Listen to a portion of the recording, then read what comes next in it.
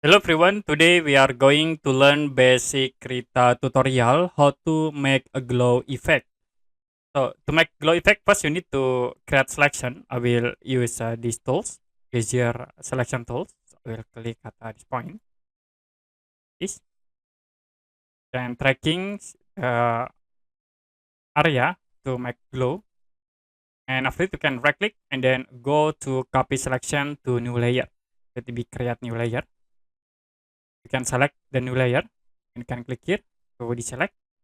After it, go to filter and then sorry, we need to create for the color. In there I will use brush tool and you can set the color, like I will set into a yellow, and create like in it this,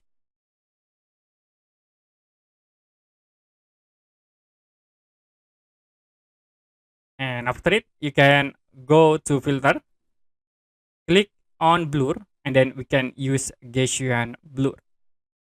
Here for the Gaussian blur, you can decrease the horizontal and vertical radius, and you can see it will be automatically create glow in the selected object. Okay, that's it for a basic Krita tutorial how to make a glow effect with a Gaussian blur. If you have any question about tutorial, you can comment below this video.